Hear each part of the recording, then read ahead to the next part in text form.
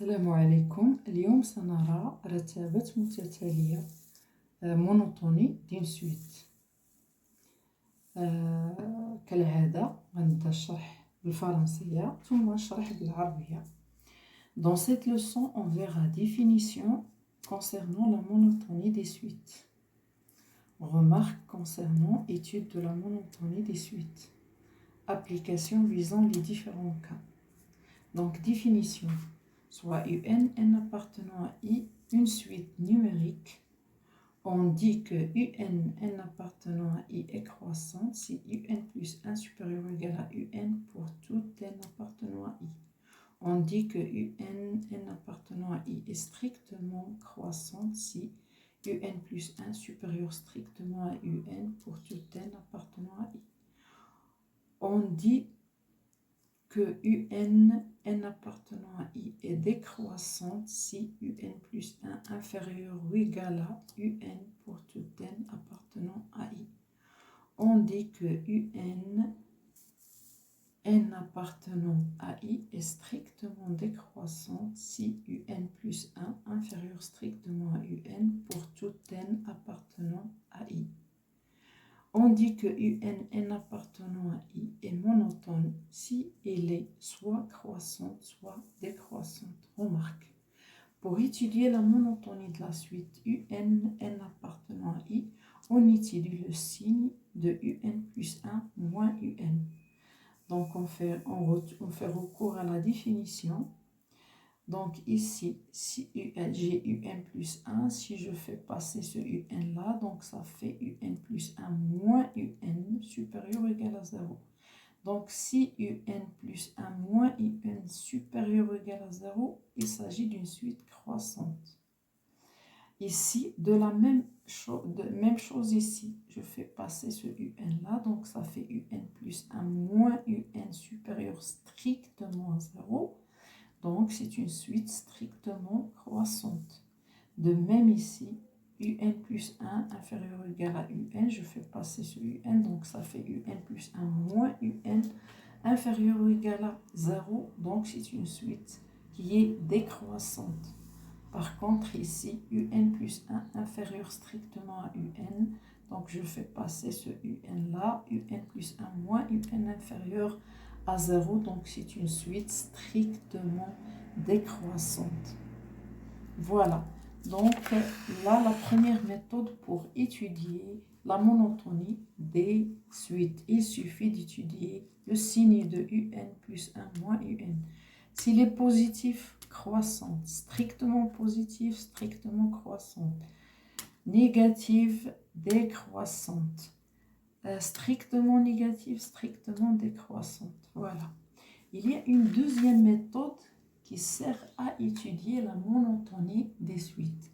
Mais cette méthode, elle concerne uniquement les suites à terme strictement positifs. Les suites qui sont strictement positives. Que veut dire strictement positive? Ça veut dire quel que soit n appartenant à n, UN est supérieur strictement à 0. Alors pour étudier la monotonie de la suite, il suffit de comparer UN plus 1 sur UN et 1. On fait recours encore à la définition. Regardez, UN plus 1 supérieur ou égal à UN. Si je divise par UN, donc ça fait UN plus 1 sur UN supérieur ou égal à UN sur UN. UN sur UN, ça fait 1. Donc, UN plus 1 sur UN supérieur ou égal à 1. Donc, c'est une suite croissante. Et parce que UN, elle est strictement positive, donc UN différent de 0, donc je peux diviser par UN. Et parce qu'il est positif, donc je ne change pas l'ordre. Donc, UN plus 1 sur UN, là, c'est équivalent à UN plus 1 sur UN supérieur ou égal à 1. Donc, voilà, pour UN plus 1 sur UN supérieur ou égal à 1, il s'agit d'une suite croissante. Alors, ici, de même ici, je peux diviser par UN. Donc, UN plus 1 sur UN supérieur strictement à 1, c'est une suite strictement croissante. De même ici, ainsi de suite. Donc, on peut dire finalement que si ce rapport il est supérieur ou égal à 1, on a la suite qui est croissante. S'il est supérieur strictement à 1, la suite elle est strictement croissante. S'il est inférieur ou égal à 1, la suite elle est décroissante. Inférieur strictement à 1, la suite elle est strictement décroissante. On passe à l'application. Étudier la monotonie de la suite numérique UN dans les cas suivants. Donc, UN égale à 3 plus 2 sur N pour N appartenant à N étoile. UN est égal à 3 à la puissance N pour N appartenant à N. UN plus 1 égale à UN moins N au carré. U0 égale à 1, N appartenant à N. UN est égal à 2N au carré moins 2N moins 7 pour N appartenant à N. On commence par le premier cas. On a UN égale à 3 plus 2 sur N. Donc, UN plus 1 est égal à 3 plus 2 sur N plus 1. Donc, on a dit, si on change l'indice, on le change partout. On retire l'ancien et on remplace avec le nouveau indice. Donc, UN plus 1 moins UN. UN plus 1, ça fait 3 plus 2 sur N plus 1 moins 3 plus 2 sur N. 3 moins 3, ça fait 0. Donc, ça fait 2 sur N plus 1 moins 2 sur N. On réduit au même dénominateur. Le même dénominateur, c'est N fois N plus 1. Donc ici, N fois N plus 1, c'est le dénominateur commun. Alors ici, pour passer de N plus 1 à N fois N plus 1, j'ai multiplié par N. Donc je dois multiplier aussi en haut par N. Donc ça fait 2N. De même ici, pour passer de N à N fois N plus 1, j'ai multiplié par N plus 1. Donc de même ici, je dois multiplier par N plus 1. Donc ça fait moins 2 facteurs de N plus 1. Donc, si je développe 2N moins 2N, ça fait 0. Donc, ça, il reste moins 2 fois 1. Donc, moins 2 sur N fois N plus 1. On sait que N appartenant à N étoile. Puisque N appartenant à N étoile, cette quantité-là, regardez, on peut dire N appartenant à N étoile. Donc, cette quantité 2 sur N facteur de N plus 1, elle est supérieure strictement à 0. Il ne peut pas être nul parce que N appartenant et il est strictement positif. On a N facteur de N plus 1 qui est positif, le rapport il est positif, donc, et il est même strictement positif. Avec ce signe moins, on a ce rapport qui est inférieur strictement à 0. Donc, UN, N appartenant à N étoile, est strictement décroissante. Alors, on passe au second cas. Voilà, je m'excuse. Donc, le deuxième cas, UN est égal à 3 à la puissance N. UN plus 1 égale à 3 à la puissance N plus 1. Donc, si je fais UN plus 1 sur UN, donc ça fait 3 à la puissance N plus 1 sur 3 à la puissance N. D'après les règles des puissances, je peux faire 3 à la puissance N plus 1, c'est 3 à la puissance N fois 3 à la puissance 1. Pour avoir N plus 1. Donc, 3 à la puissance N, je peux simplifier, donc il reste 3. Donc, UN plus 1 sur UN, 3, or 3, il est supérieur strictement à 1. Donc, UN plus 1 sur UN est supérieur strictement à 1. Donc, UN, N appartenant à N, est strictement croissante. On passe à l'exemple 3. UN, on a, d'après les données, donc l'exemple, voilà, l'exemple 3. Donc, 3. On a d'après les données, UN plus 1 est égal à UN moins N au carré. Donc, si je fais passer ce UN-là, UN plus 1 moins UN est égal à moins N au carré. Or, moins N au carré, il est inférieur ou égal à 0. Un carré, il est positif. Et avec le signe moins, on a un signe positif, négatif. Donc, UN plus 1 moins UN inférieur ou égal à 0 et par suite UN à N appartenant à N est décroissante. Le dernier cas, voilà, UN est égal à 2N au carré moins 2N moins 7. UN plus 1, donc je retire N et là où il y a N, je remplace par N plus 1. Donc 2 facteurs de N plus 1 moins 2 facteurs de N plus 1 moins 7. Là, j'ai une identité remarquable, donc c'est N au carré plus 2N plus 1. Donc, je développe, j'obtiens 2N au carré plus 4N plus 2 moins 2N moins 2 moins 7. Alors 2 moins 2 c'est 0, 4n moins 2n ça fait 2n, donc ça fait 2n au carré plus 2n moins 7. Si je fais maintenant un plus 1 moins un, donc ça fait 2n au carré moins 2n au carré c'est 0, 2n moins 2n, donc ça fait 4n, et moins 7 moins 7 ça fait 0.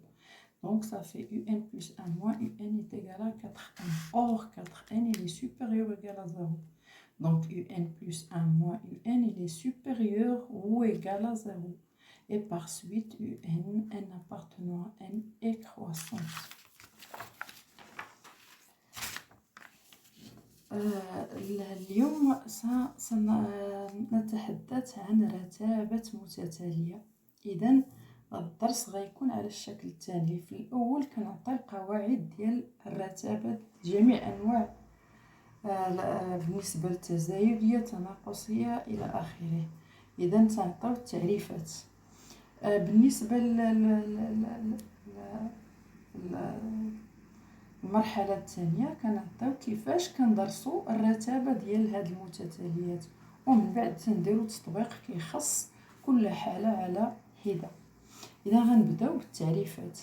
ليكن ان متتالية عددية تنقولو بأن ان راها تزايدية إلى كان ان زائد واحد أكبر أو يساوي ان بالنسبة لكل ان من اي. وكنقولوا بأن ان تنتمي ل راها تزايدية قطعا إلا كانت ان زائد واحد أكبر قطعا من ان لكل ان من اي. وتنقولوا بأن ان راها تناقصية إلا كانت ان زائد واحد أصغر أو يساوي ان لكل ان من اي. وتنقولوا بأن ان تنتمي ل اي راها تناقصية قطعا إلا كانت ان زائد واحد أصغر قطعا من ان لكل ان من اي. وتنقولوا بأن ان راها رتيبة إلا كانت يا إما تزايدية ولا تناقصية. ندوزو الملاحظات. قالك باش ندرسو الرتابة ديال هاد المتتاليات يكفي أننا نعرفو الإشارة ديال هاد الفرق ان زائد واحد ناقص ان. نرجعوا للقواعد نشوفوا كيفاش. عندنا بالنسبة مثلا التزايدية عندي ان زائد واحد أكبر أو يساوي ان. إلا جبت هاد ان لهاد الجهة غتجيني ان زائد واحد ناقص ان أكبر أو يساوي صفر. إذا الإشارة ديال الفرق هنايا راها موجبة. إلا كانت ان بلس زائد واحد ناقص ان أكبر أو يساوي صفر راه عندي متزايدية. بس كنجي لهنايا عاوتاني إلا كان نجيب هذا لهاد الجهة إذا غتولي عندي ان زائد واحد ناقص ان أكبر قطعا من صفر. إلا كنت هنا في هاد الحالة راها تزايدية قطعا. إلا كنت مثلا هنايا نجيب هذه لهاد الجهة إذا تجيني ان زائد واحد ناقص ان أصغر أو يساوي صفر، وهذه كتهم أصغر أو يساوي صفر كتهم تناقصية. مثلا إلا خديت هاد الأخرى ان زائد واحد جبت هذه لهاد الجهة ناقص ان غتكون أصغر قطعا من صفر. إذا هذه راه تناقصية قطعا. ولهذا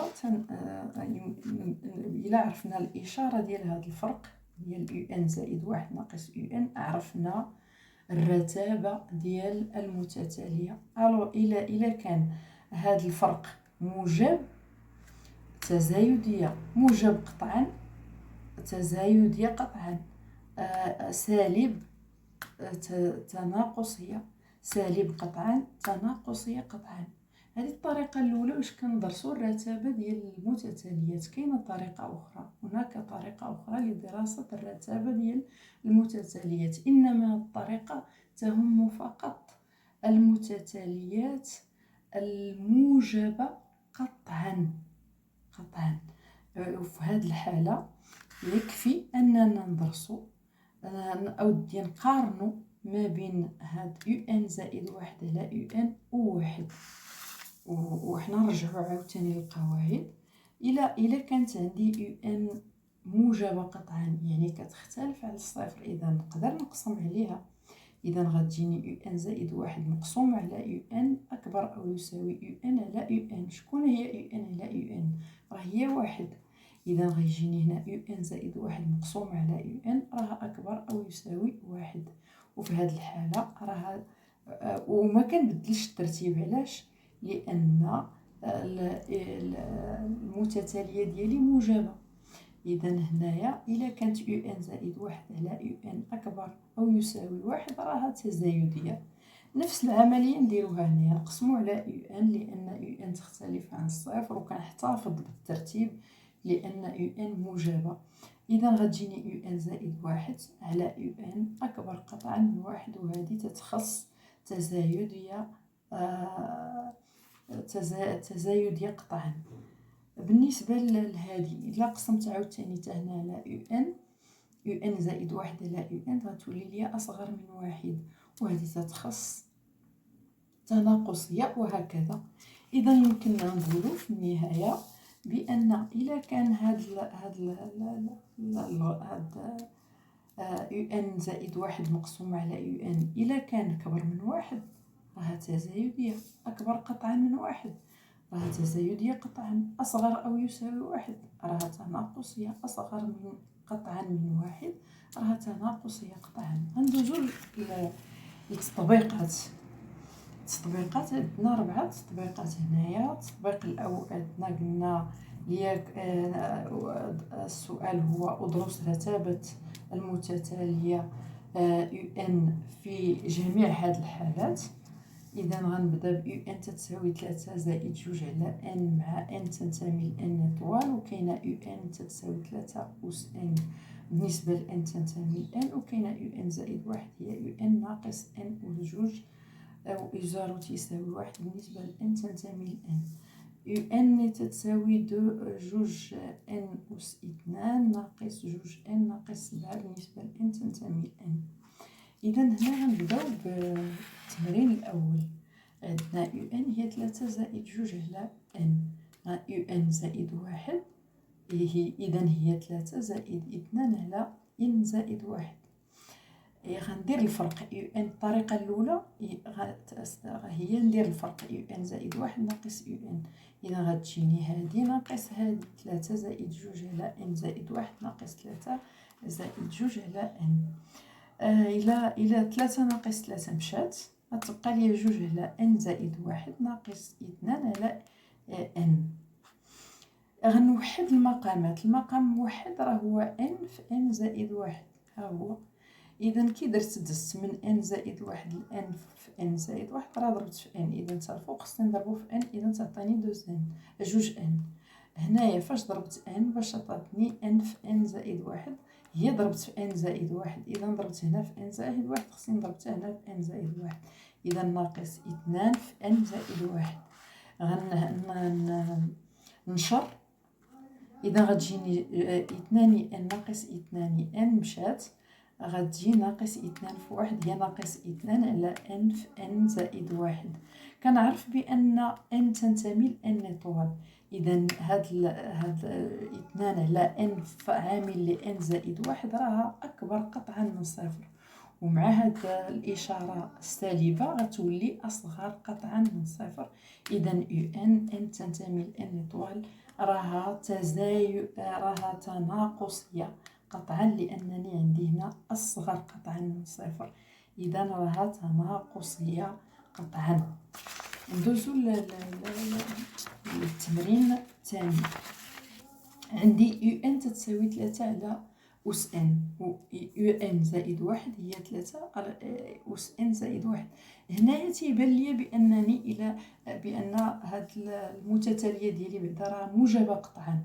إذا راه تيناسبني ندير الطريقة الثانية. يو ان زائد 1 على يو ان هي غتجيني 3 على أس ان زائد 1 على 3 أس ان.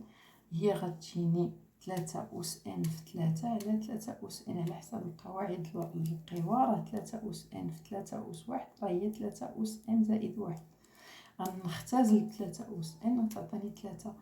ومن المعلوم أن 3 أكبر قطعا من 1. إذا يو ان زائد 1 على يو ان راه أكبر قطعا من 1. إذا يو ان ان تنتمي لان راها قطعا تزايدية ولا تزايدية قطعا. ندوزو للتمرين الثالث.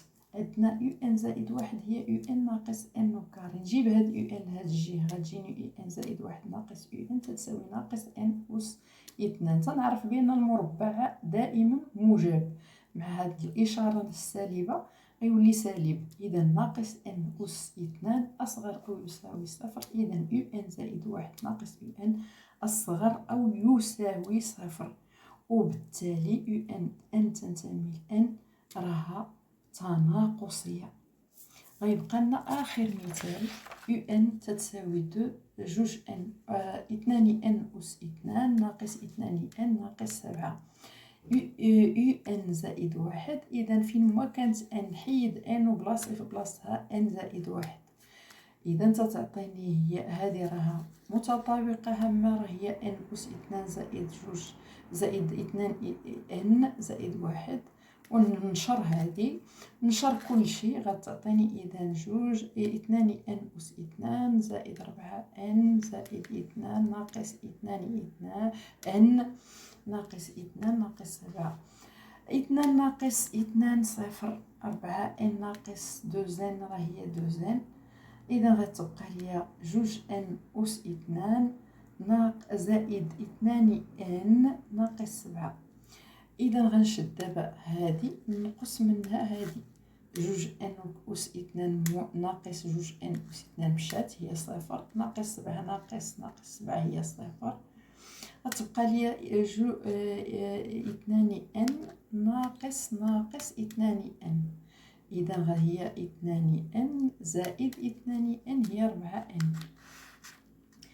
ومن المعلوم أن ربعة ان راها أكبر أو يساوي صفر، لأن ان تنتمي هنا لحقاش هذه أكبر من صفر، لأن غنكتبو هنا ان تنتمي لان. على وداش ان تنتمي لان راه ربعة ان أكبر أو يساوي صفر. إذا يو ان زائد واحد ناقص يو ان راه أكبر أو يساوي صفر، وبالتالي هاد المتتالية ديالنا راها تزايدية إلى المرتقى.